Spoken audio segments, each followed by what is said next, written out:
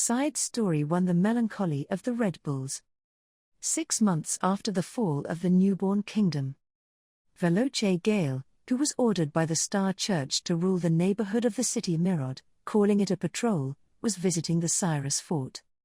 While being a woman, Veloce was tall and she possessed a strength which even men could not draw. Her specialty was swinging her halberd without suffering at all under the weight. With red short hair, she could not be distinguished from a woman just by one glance. In trying to show off herself, she wore long red wings at the top of the helmet. Wearing heavy silver armor on her body, her stately and dignified appearance was reminiscent of a mighty warrior from historic battles. She was 24 years old and it was reputed that she had made numerous victories in battle in the previous stellar revolution. Inheriting the valor of her grandfather and a ferocious disposition, the morale of the soldiers she led was also refined. Not knowing the person themselves, they gave her the odd name, Red Bull. Currently, she was working on reconstruction work of the deserted surrounding area, and was so busy that sleep was cut short. Where is the Honorable Shera? Her honor is likely undertaking routine farm work. She is probably in the courtyard. All right, thanks. Expressing thanks to the saluting guard, Veloce headed towards the potato field in the courtyard of Fort Cyrus. Staff Officer Dima and a group of escorting soldiers went after her. The battle has ended with the new kingdom, so the state of alertness in the fortress was not the best. Your Honor, Shera seems to be working hard on your potato cultivation. The staff officer Dima muttered, lifting his glasses. His tone was emotionless, making it exceptionally difficult to understand what he was thinking. There was a strong/close relationship, and a common understanding between Varos and Shera. It was somehow interesting. I was told before that potatoes are grown here, and you can eat a delicious stew. I must absolutely try it. Shera's authority was just within the fortress, but this area had become a potato field as far as one could see. Insects and disease-resistant, nutritional and fast-growing Wales potatoes, as said by Shera. It seemed that the first harvest had ended and the potatoes were lined up on the dinner tables of the neighborhood's inhabitants. The taste was different, but the potatoes were what caused a large decrease in those suffering from hunger. Now what Shera was implementing was a breeding improvement for the Cyrus potatoes. For this, Shera and her aide, Katerina, worked on dubious experiments night and day, in order to improve the poor reputation of the taste, and furthermore, raise the productivity. This is brilliant. It is far more productive than pouring energy into desperate power struggles. A little more ambition, and you will be able to sing yourself as champion of the continent. Surely that is not the opinion of your honor, or are you trying to convince her honor Veloce? Varos is a stubborn one. Stop asking questions to which you know the answer. I'm very sorry. With a face of not thinking it was bad at all, Dima apologized. Scowling, Veloce continued walking. She did not think that she had the characteristic of a hero at all. But Shera was a female officer respected by Veloce. At that point, she shook her head. It could be easily guessed what was not said. Her goals were twofold: destruction of the newborn kingdom, as well as eating delicious food. Now, those being fulfilled, they did not bother with making a bid in a power struggle. Diamond, diamond, diamond. Dash, in the fields where the muddy Shera, Katerina, and the soldiers are farming while wearing smiles. As Veloce et al. Drew nearer, they seemed to notice without stopping their work. It has been a long time, Honorable Shera. When Veloce straightened her back, giving respect, Shera wore a dubious expression. I suspect that I heard those words last week, even the week before last. And even before that. Is it only me that does not feel it has been a long time? Even with only one week passing, I think that 1 week is completely within the classification of being a long time. Veloce explained, though mumbling and falteringly. When observed by Shera directly from the front, she diverted her line of sight downward. Veloce. You are the true owner governing the Mirod neighborhood, right? Surely, being an owner, you do not have that much free time. I am really jealous. It is not free time. The busy time has passed, I am patrolling the area like this. So, it's okay if you don't come. Because Katerina and I are strengthening the defenses. Please continue your duties without worries. Interrupting in the middle, Shara waved her hands. Not because she was acting out of coldness, it was her commanding those that were busy to dedicate themselves to their work. Boo, but you are busy, right? I am busy, too. The potato breeding experiments will soon succeed. They will have a sweet taste. There will be massive productivity and we will provide them to Wales and Medorus. You will get something in return for it. Right, you must be looking forward to it. Without needing to say, Medorus and Wales had just passed through a dogged relationship, one which was stained with blood. Recently, nothing had changed and there was pure hatred. However, through the leader Shara, who had an odd network of connections, a strange triangulated trade was established between Medorus, Cyrus, and Wales. Even though Wales and Medorus were adjacent, their relationship meant that they had a meaninglessly detoured trade, but with everyone enjoying the benefits, the volume and flow of trade steadily expanded. When one thought of how it began with seaweed, boiled fish, and a bag of beans, there has been significant progress since then. Thar. That's right. Yes. That's okay. So, with that, it's all good. Thar. That. Shara smiled, brushing it away. It was an innocent smile which one could not suspect any malice. Veloce was at a loss for words. Looking at the situation, Dima tried not to laugh and lent a helping hand. Your Honor, please don't bother yourself with Veloce. Veloce should also be honest. Dima? Dima continued, regardless of Veloce, who had wide eyes. He straightened his Star Church robes and lifted his glasses. To speak frankly, Her Honor Veloce wants to look after Shara. Look after? As Shara titled her head, Dima nodded deeply. Yes. Because recently, she doesn't seem to be talking much. Her heart is not there, even if she is in Mirod. I'm sorry to trouble you, but even a little. And with this being said, Veloce grasped Dima's front. Her face was bright red with blood from shame and anger. Petite Dima was stupefied from being raised into the air. He was a young 18-year-old, but was struggling helplessly. Because he was a complete civilian type, it was impossible to break out of the restraint. Oh, you are. Do you understand what you are saying? It's terrible, please, wait, I'll die. Shut up. Just die. Boo, gee. Veloce, how about you let him down? Boo. But if that continues, he will die soon. Although Shara was watching, seemingly amused, she seemed to be interested in stopping it after watching Dima's face go from red to blue. Veloce hesitated, but finally let go of Dima. The miserable scapegoat, running away from the devil's hands, let out a great gasp while on his knees. I am sorry to show you this abominable state. Today will be one day of rest. It is okay. We have finished work for today, let us eat. When one eats something together, it is more delicious. Boo, but are you sure? Try some delicious Cyrus potatoes. It will be good for you stay the night here. Please do as you like. Veloce, whose eyes were watery with the words of Shara, had a shimmering face. With all smiles, she answered with delight, there was no feared warrior called the Red Bull there. Yes. As you insist, I'll stay tonight. Please let me tell you various stories. I understand, don't pull. I'll get dirty.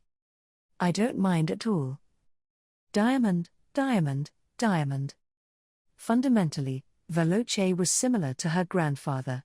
She had a simple personality and was quick to recover from anything. Because she was the type to accidentally catch on fire, an excellent steward or chief of staff was essential.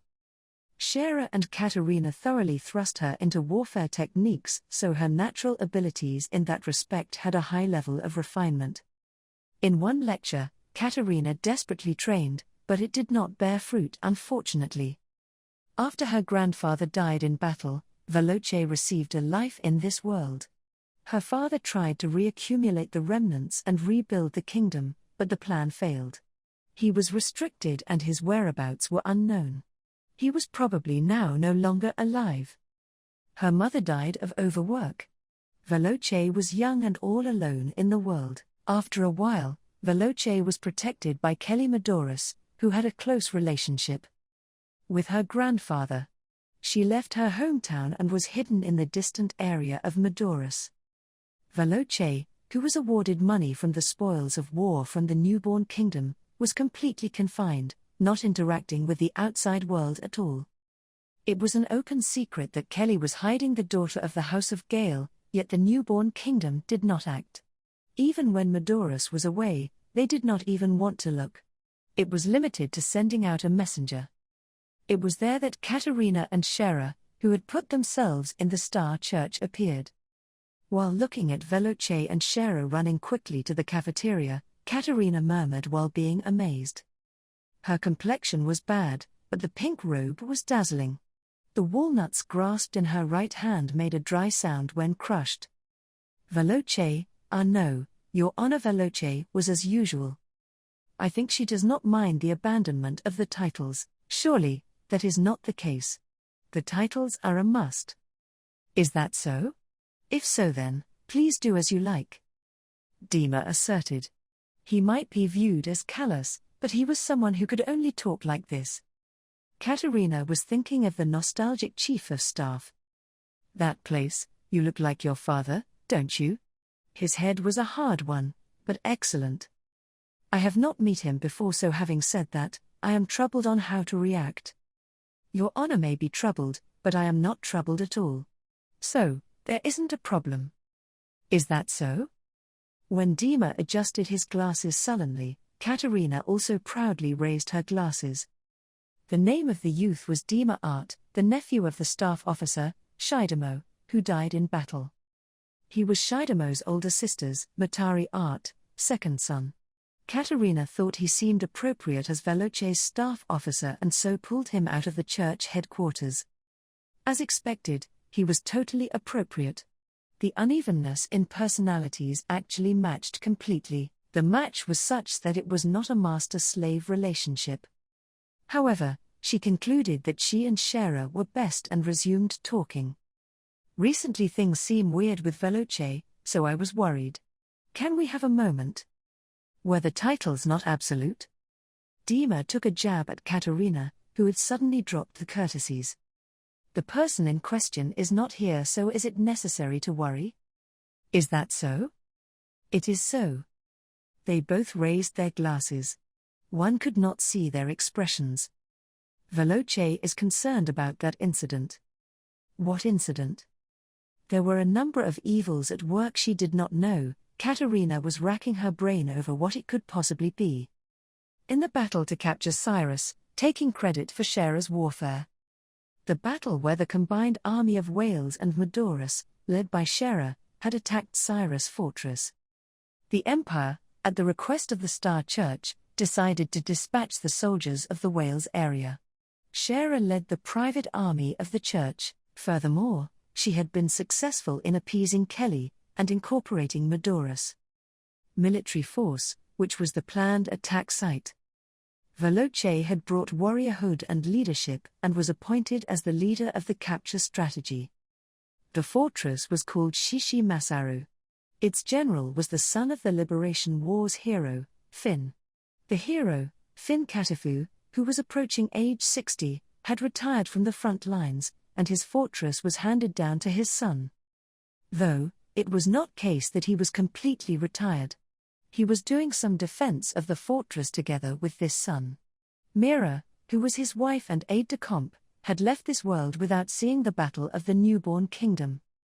The granddaughter of Jalda of the Lost Nation and the son of Finn, the hero of the Liberation War.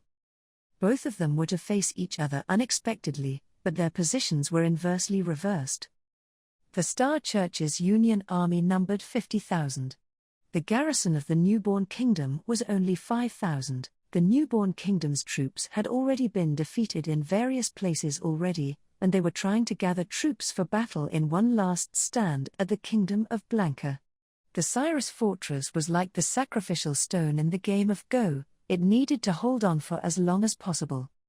In understanding this, Finn and his son volunteered for the defense of the fortress. If you hold on and lengthen the fight, there was a possibility that something would happen. Although they had assembled at the command of the Star Church's Pope, there were many nakedly ambitious princes. In the battle for the initiative, he did not know whether they would just kill each other. That was a slight hope of an old hero like Finn. Are you still worried about it? That bullhead? Katerina closed one eye and was recalling whether it was that time. Surely, it was an incident which Shera was not worried about. But also, surely, Veloce would not be worried about it at all. I can recover fast, but this is still affecting me unexpectedly. Sometimes, I remember it and let out a deep sigh. Katerina sighed deeply, wondering why she had worried about such a thing. Character Introduction. Veloce Gale. 24-year-old female officer. Red short hair, tall person, the person who swings the halberd. Type to accidentally catch on fire. Favorite person is Shera, Jalda's granddaughter. The Red Bull. Dima Art. 18-year-old chief of staff. Black hair and petite. Entered the organization from childhood and undertook training. Pulled out by Katerina to consult for Veloce. The type who has a clean sword, is unathletic, intellectual type. Nephew of Shidamo. Side story to the Bull, the Lion and the Death God. By Veloce's command, the curtain was lifted to begin the campaign against Cyrus Fortress. In the past Liberation War, it was the small fortress that had fallen in a barbarian attack. However, Veloce knew that the history recorded in the New Kingdom was terribly distorted. It was Shera who had raised her, forged her, and, until now, led her. Though she had heard the details that would not be told, Veloce knew that she was a death god. She would joke that she was Sherazade too, but there wasn't any mistake. From the time she met her, there had been no change. In fact, it was like time had stopped. She was the female officer, who led the soldiers of the Black Flag's White Crow, swinging a large scythe with a petite body. Since day one, she had watched every battle convinced that, this person is that of the death god, Sherazade. And then, she wondered. Why is it that the people around her were never troubled by the fact that she did not age? Perhaps it was scary. That is, the heresy in the People's Star Church not aging is. There was also a chance that she was a real death god. Perhaps if one pointed it out directly, they would perhaps have their soul taken. Although the Pope was a ceremonial position, it was still someone who had been awarded the position of the Star General. Also, she had a career history in the Inquisition panel. It would not be expected that such an excellent model person would be a heretic. So, the people that were thinking that there might be something about this that was suspicious would silence themselves. This had become something of an indulgence for Shera and no one had impeached her. Veloce did not care about the possibility that Shera was a death god, because it was she who had raised her from a state of confinement. She had made it possible to take revenge on the New Kingdom, which had deprived her of family and of her own place. Also, Shera had treated her to delicious food. Death god or not, it did not matter. Shera was her savior, her leader, the master and the companion. And, no one else was as clear as she in being family. Shera may deny this, but Veloce thought this. If it were just a thought, then Shera would not care. So, in order to overcome the grudges she held, Veloce stood over at the head of the unit and issued the commands. Destroy the wall with rocks. Strike the castle soldiers down with arrows. Attack, attack, attack. Fight like the fury of a flame and do not leave them anywhere to rest. Veloce, A little before and we will keep the arrows flowing. Don't you think that if they land behind the soldiers will just come to you? She roared at the stationary soldiers and swung her halberd around, dispelling the incoming arrows. Staff Officer Dima held a massive shield from the side. The moat was deep and the drawbridge had been raised. On the castle walls, archers were lining up and standing. The response to the arrows was returned before they began groaning rock attacks on the fortress. It was not intended that they be overly forceful. The purpose was to continue a heavy attack and lower the morale and energy of the defenders. Switch to a full attack at the moment the enemy's energy is drained, and then make the fortress fall in one stroke. It was the Chief of Staff Dima's opinion that their military power was more than sufficient and that regular tactics were to be used. Veloce also had no objection to this. On the other side, the newborn kingdom officer, Maizuru Katafu, who was caught in Cyrus' fortress, saw that the offensive was without coalition forces and realized that his fate was sealed. The enemy was still and only its leader was attacking. In any case, the defending soldiers had their own battle. After a few days, the main army would arrive and there would most likely be another attack. This is repeating history, but this is so early on. This is not up to name and the way of the lion. As Maizuru smiled ironically, he pulled out the map, destroyed it immediately, and threw it away. It was meaningless to look back or turn the battle. This battle was a defeat. The circumstances of the new kingdom could only be said to be miserable. Under the direction of the Star Church, the churches arose together. Riding this wave, the major powers, who were dissatisfied by the new kingdom, rallied and participated in the war. It went without saying that their real hearts leaned more towards ambition than real faith. In particular, the Star Church's Imperial Army from the west and the Star Church Union Army from the south invaded. The reason the various countries dispatched troops was that, other than incurring the wrath of the Star Church, they would be unable to bear the fire at their feet. The empires would have fear in their hearts. As a result of the continued puppetization of the new kingdom, the sleeping monsters had opened their eyes. They were unaware that by being imprisoned by their fears and lending power to the astrologists, they were shortening their own lives.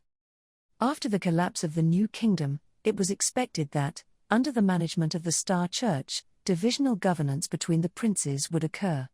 It was an era of competition and arrogance over hegemony. This only went to propagate empires and commonwealths. Because the members participating in this battle could unfortunately remember the taste of victory. Troubled times would return again. Maizuru was sure of this. Maizuru. We are not defeated. The castle soldiers are still in high spirits and we will boldly take a stand. We shall not give up. While looking at the responsible staff officers, Maizuru spoke, deriding himself. It is true. You also understand, right? It is now impossible to recover. There wouldn't be any difficulty if you could win a battle with only enthusiasm and spirit. Of course, the gates of the fortress had not been toppled just yet. But this was only a matter of time. There would be not reinforcements here, only enemies. It was a joke that they had not already been defeated and yet not one to laugh about. Pride did not even allow talking of defeat. His heroic father would not allow this. But in the first place, it was unknown whether Maizuru would be allowed to surrender. The former liberation war was the completely opposite of this. Just how will this be painted in the histories? If I can help it, I will not allow myself to be mentioned as a coward. The victors write the histories. The victors are always right. All of the blemishes are taken on by those who were defeated. This time, it would they, themselves, who would taste this sweet liqueur for the victors, and sour acid for the losers. It may be fortunate that his father could taste this once in a lifetime, in some sense. To think about it, the 28 years of Maizuru's life was as his father said it would be. Because he thought it is natural. The words of a hero were the truth. His foolish self should have acted accordingly. Thinking of death, Maizuru wanted to try to out himself. He thought that it would be better to do as he wished at the very end. He was not scared of death, but it was somehow unacceptable to be crushed meaninglessly. According to the information of the scouts, Veloce Gale led the attacking side. The bloodline of the General Yahuda who had taken the name Indomitable in the past kingdom. As an opponent, there was nothing lacking. Staff officer, take this scroll to the enemy for me. Father's endorsement is not necessary now. After the quick writing by the General Yahuda, he handed the scroll to the staff officer. However, if His Honor Finn does not agree with this, the commander of this fortress is me. The commander of the Lion's Cavalry is myself. I am not my father's puppet. Surely, there is no care about letting me through at the very end. A first and last request. Affirmative. I will deliver this right away. Bowing his head reverently, the staff officer took leave. In the room, only Maizuru remained. As expected, he was realizing that there was nothing he could do.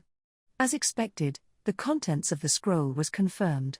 It did not matter either way how he would fall. There was no chance of it being handed over to his father. All right, I would be happy to ride, but either way, is this the end? Maizuru leaned deeply into the chair and looked at the ceiling, and as if to expel his burdens, he sighed heavily. At the Star Church Union Army headquarters, Dima, who received the messenger's report, was visiting. His expression was unusually severe. It was because the person in front of him had made a less than optimum choice. He wanted to scrunch up the report, but that would be an unauthorized conduct. It was not a good thing for a staff officer to do. After a little while, he began to speak with Veloce, who was watching at the front face of the fortress with a stern gaze. Veloce. What is it, Dima? A scroll has arrived from the commander of Cyrus Fortress, General Maizuru. Would you like to examine it? An offer of surrender? If it is unconditional then, I do not mind, we can accept. If it is anything other than that then, rebuff it. It is not that. It is a request for a duel with your honor Veloce. Veloce took the scroll away from Dima and ran her eyes up and down over the contents to confirm it. As if to show excitement, her face gradually began to redden. The letter was as followed. The General Maizuru of the New Kingdom, in charge of the defense of the Cyrus Fortress, had challenged Lord Veloce Geru to a duel. A fair and square, one-on-one battle was requested. Betting on the honor of the family name and swearing not to use any sneaky tricks or traps. In the event of Veloce's victory, the fortress would be surrendered, but also that, for a moment, all of the soldiers other than himself would be allowed to leave the fortress. In the event of Veloce being defeated, it was promised that the gates of the fortress would be opened immediately and the soldiers would surrender and disarm. He was aware that there really was no benefit for the dominant party in this, but he expected a positive reply from the perspective of a soldier. It was actually a completely unreasonable proposal. So much so that Dima was thinking about destroying it the minute he read it. The idea knew no higher level of stupidity, that is, with two large armies facing on against each other, the two leaders settle the fight by doing battle with one another. Furthermore, there were the dominant party, and in circumstances they were expected to have a victory anyway, it was not necessary to entertain this invitation. That is, from the perspective of an average person's thoughts. They had known each other for 10 years. It was easy to predict what this woman would say next. I want to accept these terms. I could not hear you properly. Excuse me, can you please repeat that one more time? I said I want to accept the challenge to a duel. Whether I win or lose, the fortress will fall. There is no problem. There's no need to spill any further blood needlessly. Dima rubbed his eyes without thinking and looked up at the sky. He had been thinking this was stupid, but this was just crazy. There was not any guarantee that the opponent would stick to the promises made. In the case of Veloce being vanquished, the morale of the enemy would be increased. In the event that the promises were not kept then, there would be added labor and time toppling the fortress. On the other hand, even if Maizuru were to be vanquished, it would be of no significance if the enemy simply closed the gates to the fortress. Because the hero, Finn from the Liberation War, was in the fortress. That he would simply surrender was unthinkable. Please explain to me. There appears to be no guarantee that the enemy shall keep to the expectations. We must ignore this and continue the assault. We have 10 times the strength of their troops. And, at any moment, we will be able to attack. Therefore, I must accept this. In order to avoid dishonoring the name of the Indomitable, we can only do battle now. While he was self-confident and assertive, Dima was not able to understand at all. He knew that Veloce held her family names en array. But that was different from this. If he stated his opinion as the staff officer, it would only be foolish and foolhardy. But he could understand that if he was an officer, he would possibly feel the same. In any case, it would be impossible to change her mind. There was no stopping this woman. When she said something once, she would do it. Like a bull which has just seen something red, she would charge through no matter where it was. It was her charm but also her biggest weakness. Because of this, Dima served Veloce. Is there any room for you to reconsider this? None. Specify the date and time here.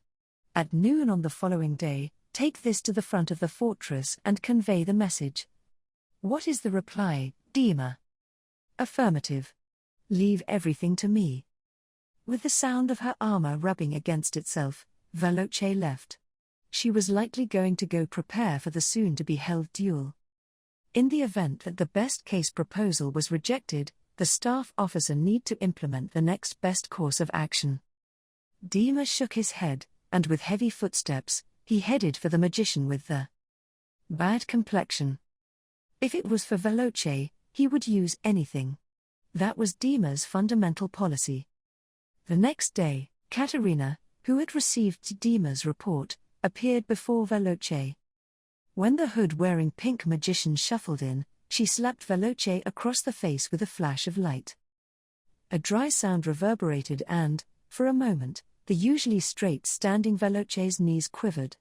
She had lost consciousness a bit with the strike. What the hell? That is for taking a unilateral decision. A whip would be more effective for a bull than words would be, right? If it is useless to use words, then from the beginning it would be better to make you understand by the body. Car Sergeant Katerina. Do not treat a human as a beast. She powerfully grabbed Veloce's chin and drew her face nearer. One would expect that Veloce would surpass her in strength, but she could not move. It was like a frog being caught by a snake. She could not move her limbs. The blue face was issued a command from Katerina's strangely glossy lips. Hey, bullhead. It can't be helped if it's like this. If you break the promises, this will reverberate back to the morale of our army. You must win. Even if you die, you must win. You do not need to worry about being vanquished. We will raise your body for eternity until it decays. Okay? You must not dirty Shera's name. Katerina was murmuring terrible things with her tongue lashing out like a snake. This woman was really capable of doing anything. Since childhood during the training, she had been killed. Shera did not care, but she was fundamentally gentle. Even if one failed at something, she would forgive you. But this girl was different. She was really a demon. Veloce was recollecting the trauma, but was just holding on. For she was now the commander. She was not allowed to be afraid. Of course. AI will win. Bullheads have a difficult time understanding difficult things. Just do one thing. Whatever happens, concentrate on the fight. Do not take your eyes off the enemy. Right so, do you understand? Yes, your voice is too low. Say it from the bottom of your gut loudly. Affirmative. I will not take my eyes off the enemy. Okay, good. And do your best. Shera also said this. Yes. I will give it all my might. Veloce breathed out of both cheeks and tried to set her mood back to normal. Seeing this, Katerina wrung her neck and left through the awning. The actual duel would take place at the halfway mark. But there was the possibility of a spear entering from the side. From the fortress, They would be easy targets for a well-aimed bow. Fortunately, there was a mountain of fresh bodies within the fortress. Katerina, with a casual gesture, plucked out some cane from the grasses. When she cast the eyes spell, the bodies just buried in the fortress reacted. Although they were a far distance away, it was easy to operate it even with 100 proxies. As the necromancer distorted her mouth, in slow motion, they began to walk. It was 3 hours until the battle, front of the Cyrus fortress gates. Both armies were watching as Veloce of the Star Church and Maizuru of the New Kingdom faced off. Riding a horse and closing the distance between them, Maizuru began speaking. My sincere gratitude for accepting my selfish offer. I have given the order that in the event of myself falling, the soldiers will lay down their weapons and surrender. This promise will without fail be executed. And if you win, is it okay? We give no guarantee that we will unfold the siege. Wanting that much is greedy. I am already satisfied with having had enjoyed such a sunny stage for this battle. With all of the public watching on, I can fight as a warrior.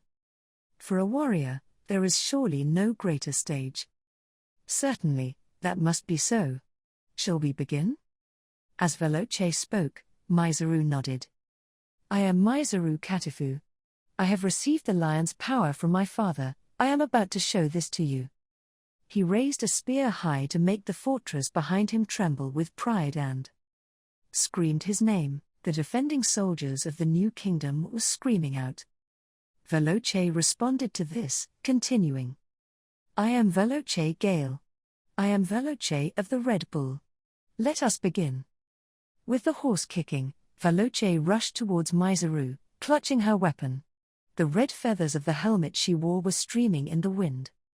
Maizuru, who was meeting her, rotated his spear and raised his anticipation.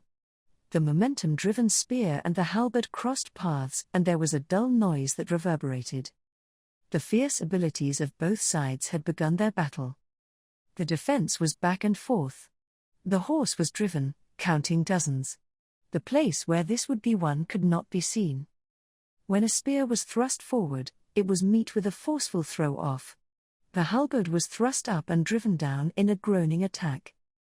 Maizuru dodged with the spear missing by a paper-thin distance, and the fierce battle began again. The fight of all fights between two great military names unfolded with the two armies looking on. 10 soldiers watched their battle coldly from the castle walls. It was not Maizuru, it were the soldiers who reported directly to Finn. They were selected as the guards specifically because of their excellence in archery. Their loyalty was unshakable and they were excellent soldiers who would execute whatever the command of Finn fully. They had one order from Finn. Close the gap, and shoot the enemy general. They were told that even if Maizuru was involved, he did not care. Finn had decided that Maizuru's proposal to do battle was foolish and, in the end, opposed. But when Maizuru went forward with it, he coldly told him to do whatever he wanted and directed the soldiers to take up defensive positions.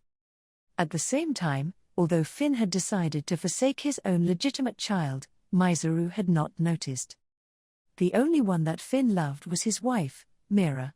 After she had left this world, Maizuru was less like a son and more like an underling. He consciously put space between them. They had not talked of family matters in many years. It was impossible to admit that Maizuru, who was inferior to himself in every respect, was his heir. This was because of a strong sense of confidence that the Lion General's glory was something which had been built up by himself. Take care. Fire at the time of the signal. The most well-trained sniper in the team took command. In order to execute the command of Finn, he aimed for both of the pair doing battle to the death. Because the pair were changing positions so much, it was difficult to aim. However, closing one eye and sharpening the nerve, the skilled archers slowly took the iron arrows. There was a great deal of wind resistance, but the arrows had a weight about them that would carry. If an arrow painted with poison was hit directly, it would be a gem that would surely take her life. He powerfully drew the strongly tightened string back and trained his sight. With a great breath, when his tightly held right arm was released, his eyes widened for a moment, Just as one thought that the corpses behind the archers came, a white light exploded. The screeching violent noise was tremendous, and whether one was inside or outside the fortress, everyone was paying attention. Was just instinctive. That is, except for one person. Not taking the short moment that had been set upon everyone else, Veloce's spear had made contact deep in Maezerou's flank. The blade had destroyed the armor, ripped through the hardened flesh and made it to the internal organs. While letting out a cry of agony, Maezerou fell from the horse bleeding. Deception. I am, after all. Mother. Veloce adjusted her breathing and wiped the blood away from her weapon. Dismounting, she drew nearer to the suffering Maezerou. Do you have any last words? Ho how, a soldier's destiny. The promise will be kept without fail. Shera would definitely keep the promise. So Veloce would as well. Maezerou squeaked some words of gratitude and closed his eyes. After assisting his suicide, Veloce bowed. After this, she raised her spear, winning a great victory. General Maezerou has been defeated by Veloce. We have won. There was a cry all around from the soldiers of the unified army. Veloce had prevailed over a strong opponent, like a fairy tale battle. Everyone felt that a new hero had been given birth to. The soldiers in the Cyrus fortress had done as Maezerou had said. They disarmed, and one could not even see any semblance of resistance to this. With the great event of the slaughtering of the Lion General, the war weariness set in and the battle was completely lost.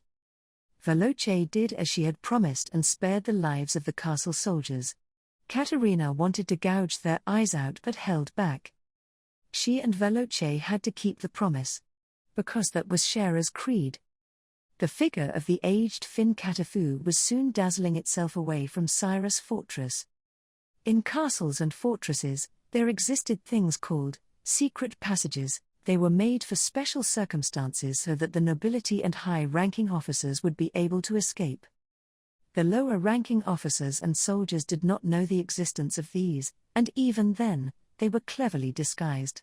The passageways were narrow, so only a few could move at best. However, in the historical records, the actual usage of these being recorded were few in number. But it was unknown whether they had an honorable death or whether they knew about the passageways. The General Finn was running the whole way through the narrow and dankly lit passageway.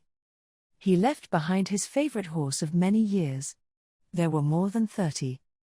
Accompanying soldiers and seniors. Finn had not perished yet. He was sure that he still had a chance. For he was the hero of the Great Liberation War. He was one of the specialist soldiers who had achieved the liberation of the capital. Even if the new kingdom were to fall apart, he would grace those troubled times. As long as he was living, there was a possibility to come back again. Covered in sludge, Finn wiped away his sweat and continued to run into the darkness. While drawing near to the end of a passage which one would think went for eternity, twilight was leaking from a massive door that had absolutely no evidence of use for many years. Finn applied force and busted open the rusted door. With both hands in the lead, he sprung out. Finn appeared out of the door first. The armor on his body was miserably drenched in sweat. The surroundings were headed by the red-feathered helmet-wearing leader of the cavalry. 100 black cavalry soldiers and 1,000 troops were surrounding them. The banners of the three-starred Star Church flag and the black flag with the white crow were proudly standing alongside. The red-feathered general advanced and began speaking to Finn. I had a hunch. That is, with you throwing your own son and the lower-ranking soldiers down, where could the lion have gone? To try to extend the conversation and find some kind of breakthrough plan. Why, do you know this road? There are only a few people who know this road. Because I was at this fortress 30 years ago. But no one used it. Everyone died. There was not one man that ran, as everyone died at that place. It was still daytime, but the visibility was becoming bad. Foggy cloud-like things were gathering. The soldiers of the church were in awe, but the black cavalry did not startle that easily. I will not engage. You have not seen such age. From where did you hear that story? I saw it. The burned debris of the wasted Liberation Army. The ashes of my subordinates were scattered like mere potato ash. And when I remember it, it makes me angry. So, I will not allow you all to get away. The female officer violently smiled, exposing a great viciousness. It was almost like she was going to sink her fangs in the victim. Wait. Damn you.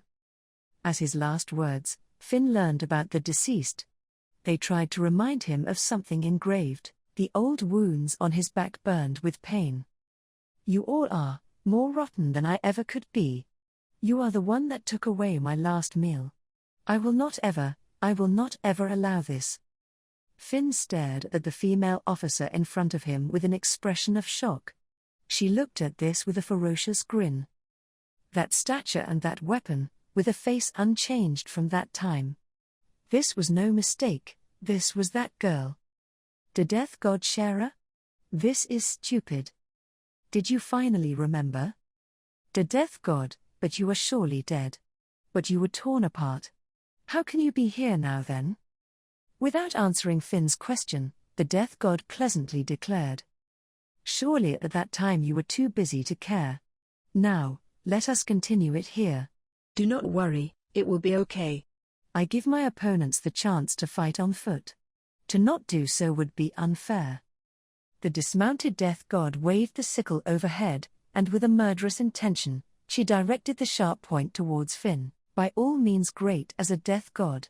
What you did to me was the last of the last choices that you will mistakenly make. Finn gazed the surroundings while grasping a spear. As far as he could gaze were the opposing soldiers. To retire would be hell, and to return would be hell. No, perhaps soon he would be dying. This could be a hallucination. Perhaps he could have achieved an honorable death within the fortress. The Death God, imprisoned by hate, appeared to be dragging herself. What had happened to his son Mizaru? He abandoned the thought, he only cared about the stupidity of right now. If Mira saw this, what would she say? After making a dry laugh, Finn prepared himself for the inevitable, and his spear faced the Death God. It's okay, I am a pathetic ghost encased in hate. This Finn will give me guidance. While great things are said, your arms and legs are trembling. Shoo, shut up. I will stab just you with this spear. Finn started to shake the spear with the power of his whole body. You would think the handling of the spear was as sharp as his heyday, and it was intense. But he did not hit the Death God. The Death God stopped all of the spear attacks, repelled and shook them off. Gradually, Finn began to tire. His breathing became heavy and the rhythm of his attacks became erratic. As his legs became sluggish, there was a blow to the abdomen with the sickle of the Death God. The core of his body sustained heavy and intense damage from the top of the armor. Finn's movement stopped. It seemed like he was standing up only by leaning on the spear. Shit. Why don't you come and attack? As time passed, there would be an attack. He knew clearly that it would come. Finn could not stand this. I thought I would kill when Lion's fangs were shattered. Until then, you can scratch all you like. Because I will receive it all. But, I will definitely be killing you. The Death God distorted her mouth and Finn's heart was broken. This was just the case of a meat-eating beasts watching themselves devour their prey. As he spat out congealed blood, Finn threw away his spear. Finn's subordinates were covering their mouths, trying to hold back their impending screams. This was high tide. He did not want to even think about how he would be received in the coming ages in the written histories. Kill me. But, remember Death God. Someday, it will come when you receive your reward. This is certain. This was the same for us, and it will be the same for you. I know enough about such that I disagree. That is why I am doing this. What? All right, goodbye. As the girl smiled, two Death Gods appeared from behind. Their skull faces distorted and they cackled. On the sight of this, Finn doubted his own eyes and even his sanity. He hurriedly closed his eyes, then slowly letting in the light, there was an innocent smile of girl. That was the last thing Finn ever saw. The death god, as though putting on a performance, waved their 3 sickles and ran them across Finn's body. In one go, blood rose and the left and right arms, both legs, torso and neck went flying. The upper and lower body were cut apart and the remaining armor and meat mixed into something unrecognizable. In an instant, the split-apart Finn's agonizing screams were silenced. In the white fog, a crimson fog rose and gathered, as if to aim at the head, the blade of the sickle slashed. As they raised it high, the young girl looked over the black cavalry and called out, "General Finn has been vanquished by the Red Bull Veloce." In the middle of the deep fog, the death god cavalry raised their voices in celebration of the victory of their lord. The people watching over Shera's troops recognized that Veloce had vanquished Finn. Throwing away the red-feathered helmet, Shera wiped the blood away from her face. "Ah, I am hungry." "Well done, Honorable Shera." "Thank you very much." Shera happily threw a candy into her mouth that Katerina gave to the cavalry. "Diamond, diamond, diamond. Extra, there is a possibility that the image may be destroyed. It is from that time. That is, that Veloce became known as the Red Bull. Although she seems to have wanted to be called the Red Feather." Dima complained to Katerina without thinking. Veloce, who did not wish to be called a wild boar, went to the trouble of wearing a special red-feathered helmet. Though she said it felt great with the red feathers, it was regrettable that it became such that she was called the Red Bull. "The Red Bull suits you more." With that simple bullhead, Shera's observation is truly remarkable. Veloce, who had vanquished both of the lion generals. Initially, both the red feathers and the Red Bull names were used, but, after a while, the Red Bull had completely been destroyed. But it was mainly the nature of the person in question that was the cause. When Katerina asked Shera why the name Red Bull, the reason was that beef is delicious was the answer. A convinced Katerina nodded many times saying, "Her Honor Shera as usual." By the way, why did Shera give Veloce that name, at that time? Because of that, Veloce is troubled. No matter how much it is denied, there is a great deal of humility from those around. "Ah, I do not know. But, Her Honor is not troubled at all." What Shera wanted was the Cyrus fortress. So it was not necessary to have the merits above. Why did she allow Veloce to have the credit? Katerina did not understand. Perhaps it was a repayment to Yehuda? Perhaps it was just on a whim? Whichever it was, Veloce acquired a new name and the dishonor that covered the House of Gale was completely dispelled. Please allow me to ask one more question. Just how old are Her Honor Shera and Katerina? Her Honor is 17. I am 24. Katerina reacted immediately, touching her glasses. The other day the answer was 18 and 25. Why did you reduce in age by 1 year? Please let me ask. That time was that time, what is important is now. Without looking back on the past. It might be thought that she was saying something good, but actually she was just mingling. Of course, Dima was worried about the fact that Shera and Katerina were not aging. Even though it was asked, it was carried away. Anyway, because it could turn out to be troublesome, he wanted to think of an excuse in advance, but the principals could really do nothing. Dima exercised postponement, throwing out troublesome things for the time being. Is that so? If so for now, I am fine. So next, I would like to ask something, Dima. Please ask me. I will not hide anything. Will you tell me when you and Veloce are getting married? Hearing Katerina's sudden words, Dima choked violently. In tune with this, his glasses fell. Katerina was peeking at Dima, who had a miserable smile, from under the pink robes. He had the eyes of the hunted. You are that upset about it?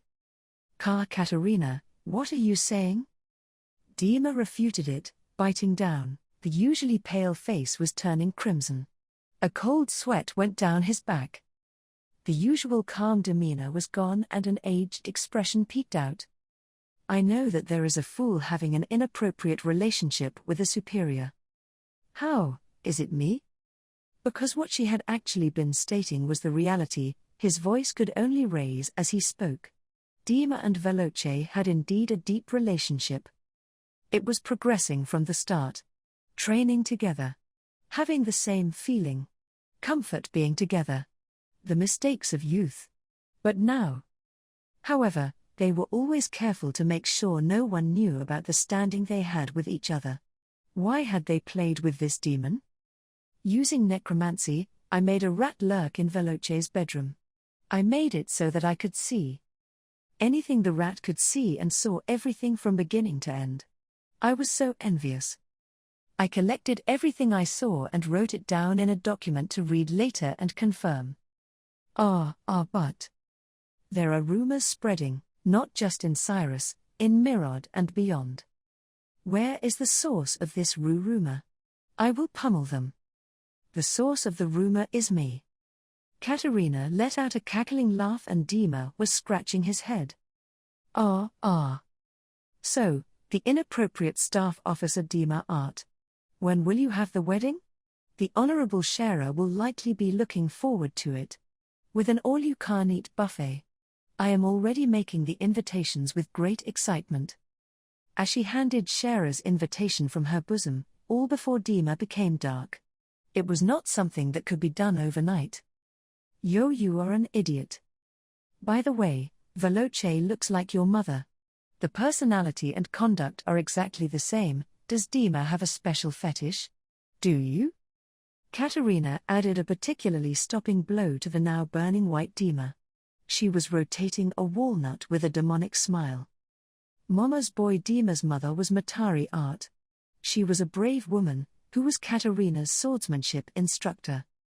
Matari and Veloce's figure were not really the same, but they were similar in that they had simple personalities and both did not think before doing anything. After this, the unforgiving torture of the necromancer lasted another hour. Needless to say, Veloce was the next recipient of this treatment. Because this is a Gaiden, the settings are hidden. Dima, hidden Oedipus complex, closet pervert. Veloce, very big herself, so loves small things. Katerina, demon. The red feathers is the name that Veloce did her best to think of. For that reason, she displayed the beautiful feathers on the helmet. Although she thought that that name was good, instead and after a while people called her the Red Bull. Side story 3: The Two Necromancers.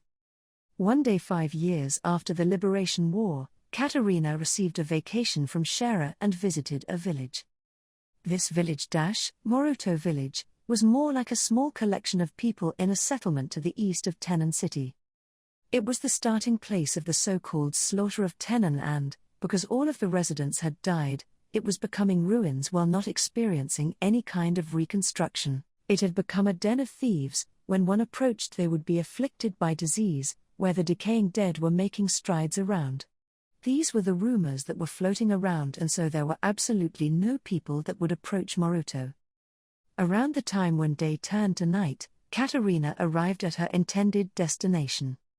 Tying the horse properly to a tree, she took out her cane and held a strong stance of alertedness.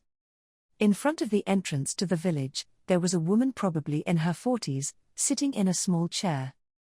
Furthermore, keeping an eye out and looking around, she was holding a spear like something kind of armed guard. In the middle of the dim light, there was the sound of the armor reverberating. That armor was not all together and some parts of it were damaged. It could be thought that she was the commander, but she was out of her depth. With a momentary sigh, Katerina faced the entrance of the village. Welcome. This is Moruto village. There is not much here, but please take your time. The woman, who seemed like a good person, spoke with a smile, which was the way in which Katerina responded. Good evening. I am Katerina from the Star Church and a hearing officer under authority of the Inquisition Bureau. I would like to meet the person in charge of this village, if possible. The woman did not answer the request and simply continued to carry the smile on her face. More than 10 seconds passed before the woman repeated the words once more.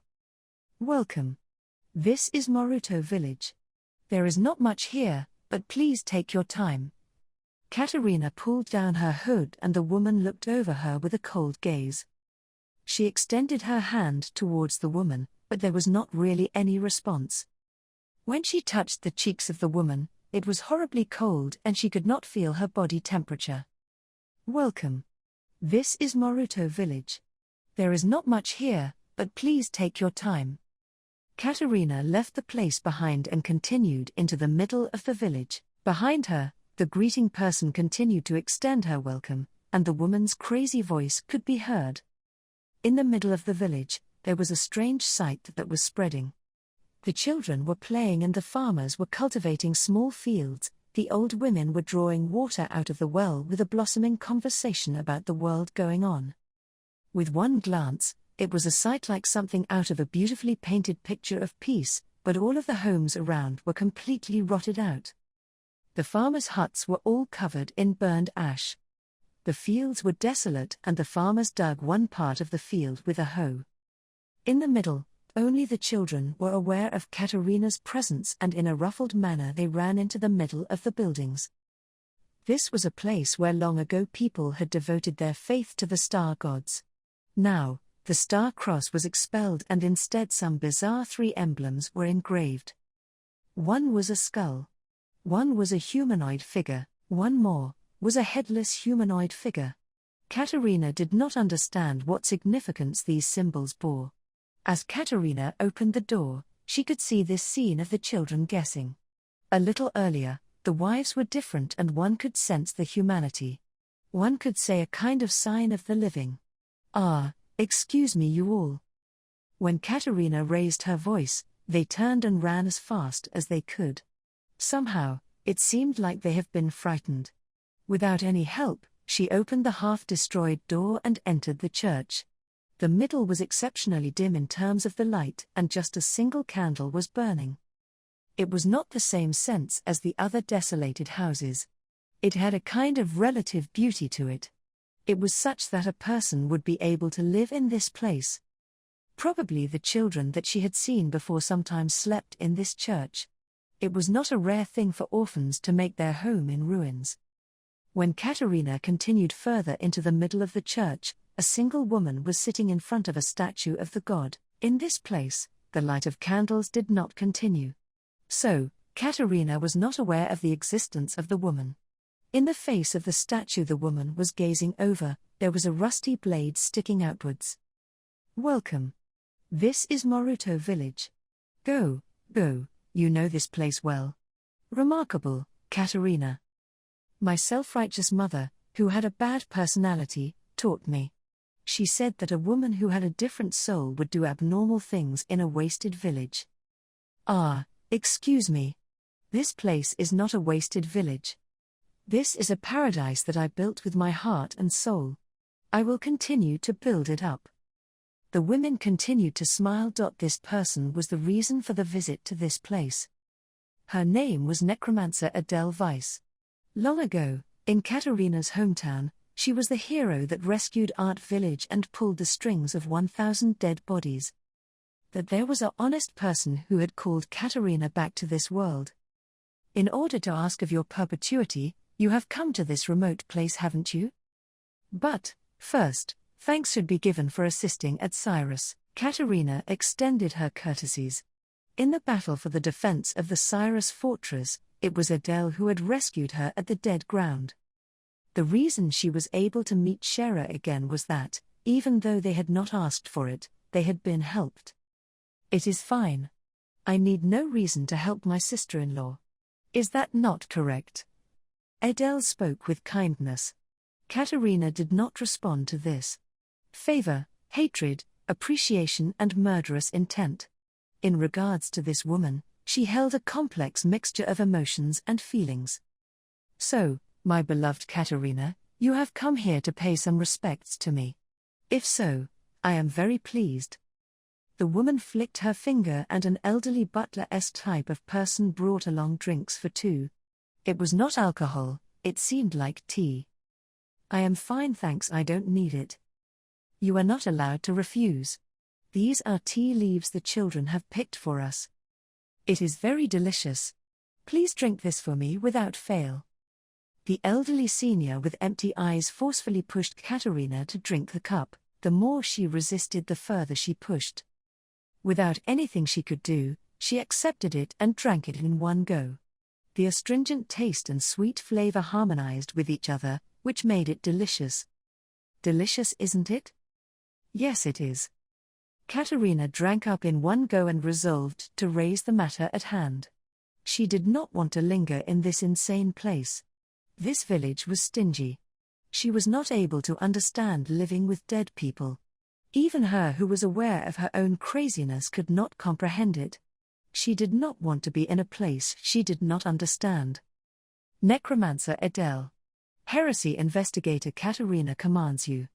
Hand over all of the magic scrolls that heretic Rasu Nubasu left here. She held the cane towards the Adele, but the blood-haired witch did not flinch and maintained a smile. Those clothes were not the pink color that she loved, but were black cloth. Ah, brilliant. Katerina has become one of the heresy investigators. Becoming this important, your father would be proud if he could see this, surely, because fortunes are good. Hand over Rasu's diary and all of the magic scrolls now. Just because I am asking, you should do it. You know what you are holding here. Ah, yes, that is so. I do have them, don't I? Even though I was informed, you fell on a foreign road and it fell into the contradicted hands of the necromancer. Really, like father like daughter. This is surely not the place to speak meekly of people. That is so, isn't it? But why that thing only now? Ah, yes. I wonder, maybe you have felt the limits of self-study. From the standpoint of the study and execution of necromancy standing out. You want to be more useful for your darling Shara. So with that, you would like to request the research achievements of your subordinate and great father. I get it now, very cute. Adele laughed at the thought of Rasu hearing this and shedding tears laughing. Katerina, having been made fun of and angry with the fact that Shara's name had been brought into this, had a face growing red. If you do not want to be struck out to the church as a heretic, be quick and... I don't care. Get it over with now. I will even give you something else. I no longer need it anyway. What? I decide my own way of living myself. So, please do as you wish. Ah. When the surprised Katerina turned around, a person with masked robe was standing directly behind her. There was not just one person. There were perhaps about 10 people. All were wearing a white mask and were standing without any movement. It is okay to be bloodthirsty, but I am cautious around necromancers. Although you were apprentice, just before being an actual necromancer. You until now have died 100 times. As your sister-in-law, I am sad, so please devote yourself more. Whatever happens, you do not have the intention to go and help. Shut up. As the annoyed Katerina dispelled the people behind her without any power, and they collapsed. In tune with this, the mask was removed. The face that appeared was one familiar to Katerina. It was the person who had her mother's name, the hero art. A woman with a failed personality. Do not do anything violent. If you break something I can make is better, but it will surely take time and effort. This? Recently, just like your father, been keen on making dolls. With a hidden soul, it is just like the real person. Of course, because humans are different, they cannot really move that easily. I have to develop it more. The group with the robes pulled off their masks. Adele herself and close friends appeared. In the middle was a version of Katerina when she was a child, and the figure of her now without father. With the calm expressions that were present at a time when he had not fallen off the beaten track. This is crazy. Not just dead people being alive, but dolls. Katerina's trembling hands touched her glasses. It was not just fear. Before her own eyes, the childhood version of herself. The childhood Katerina. It was that elaborately detailed that one would not be able to tell the difference with the real thing. Thank you for your care. However, my mental state is good. It is not the case that I particularly enjoy living with dead people. It is only me that can defend this place. I cannot always be keeping an eye out. So, I just use the dead people. I even spread strange rumors. In order to make people not come close. With this atmosphere, all of the outlaws could be well managed. So, what is with the departed dolls? It is simply an act of compensation. This is peculiar to the necromancers. Even you understand this surely. Or, maybe you are pretending to not know. Surely, you do not use pretty and convenient words like, I want to see them return to living. Adele had lonely laughed. Just what Katerina had been thinking, she turned away unconsciously. When necromancers use extraneous means, a certain desires arise. If there is a person close to them, this will become even more. There is a power in me that can perform this. The winning percentage is low, but, if I guess, it is around 20%, because that kid is cheerful. So, yay. I made the decision to retire quietly in that village. Yes, the children outside are actual humans. They are just war orphans. There is no need to perform magic on this. When they become adults, they can go and live as they please. Me also, will go on living as I please. This village is the one place where humans, lolls and dead people can all together exist. My teacher, Rasu's techniques will forever continue to live here. And, no one at all will ever be able to disturb it. Adele continued to talk about ideals indiscriminately. The new kingdom, the Star Church, robbers. This woman maybe holds some special feelings toward Rasu. At this point it was not known. Nor did she even want to know. At the village targeted, so you become a god. Does that person know? It was possible that they did know. Decide your own way of living by yourself. It was that woman's habit. While I am not angry, get out of here. When I look at you, I almost vomit. You are a good kid, so, if the matter is done, get out of here. Adele held her face with one hand. The particular desires of the necromancer were beginning to come out. Katerina decided to leave obediently. All right then, I am going. Mrs. Adele, take care. Katerina. If it is okay, no, I thought, and it is okay. After 10 years, I would be happy if you came here to check what has become of this village. What has become of my dream, and so on. If no one comes to see, I will be a little bit sad. Adele clutched her breast and coughed violently. She could not see well in the dark, but her complexion was horribly bad.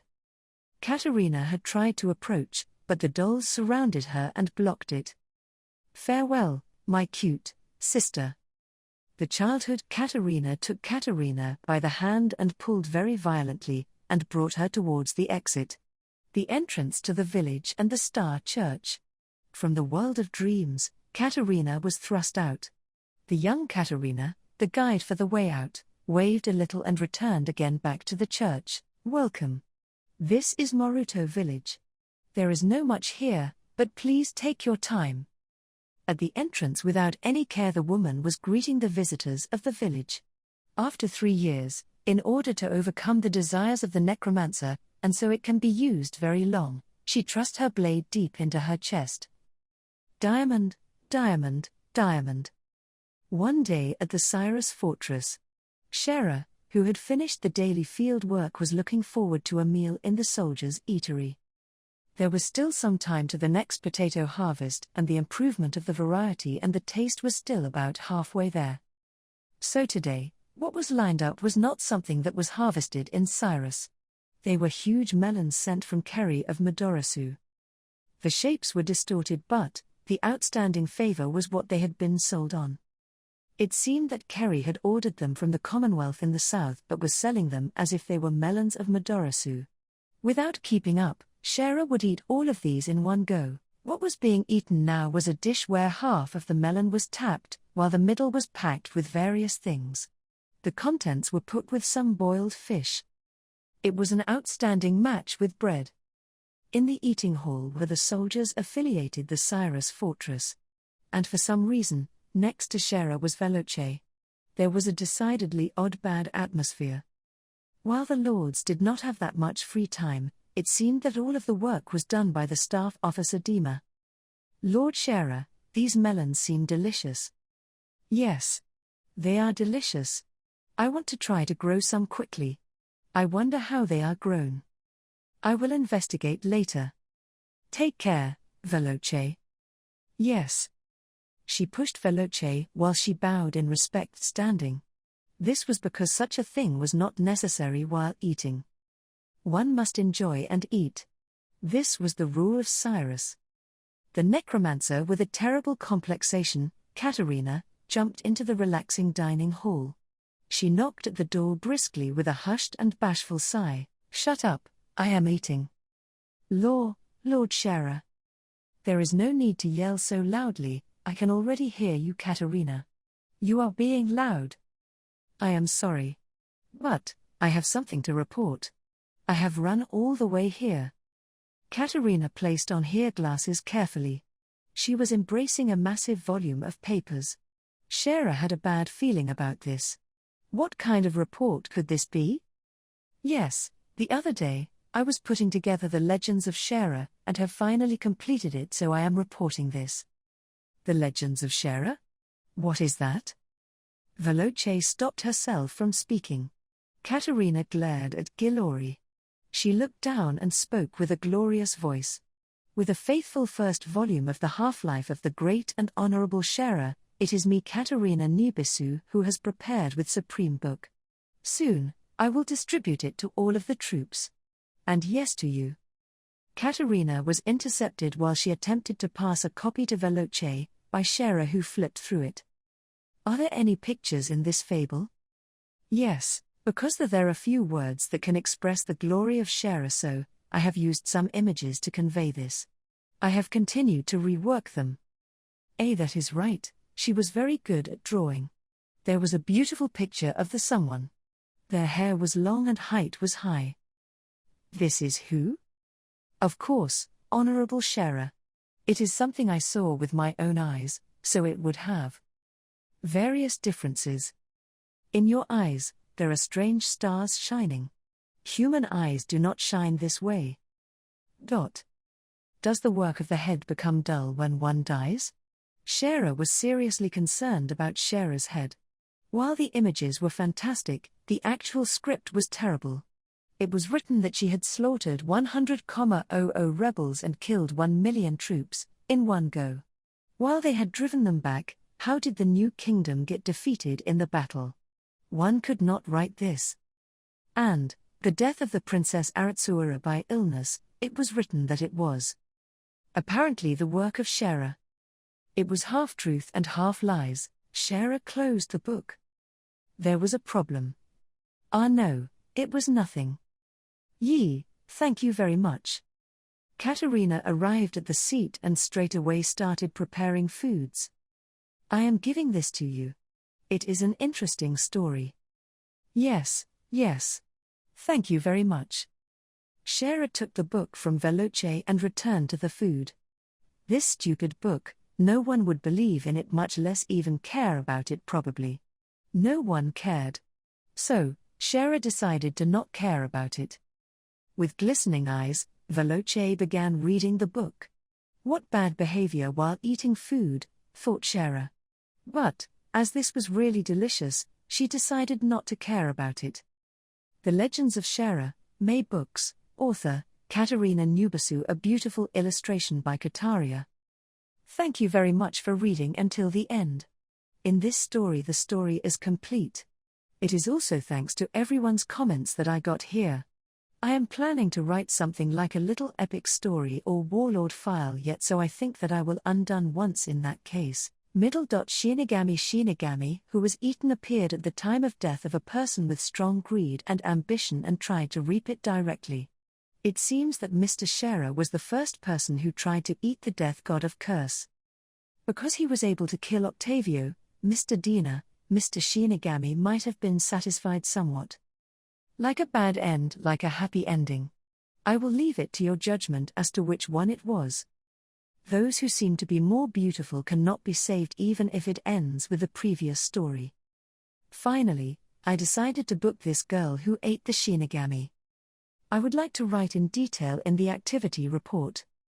Thank you for your comment, review, illustration, really. Nanasawa Matari.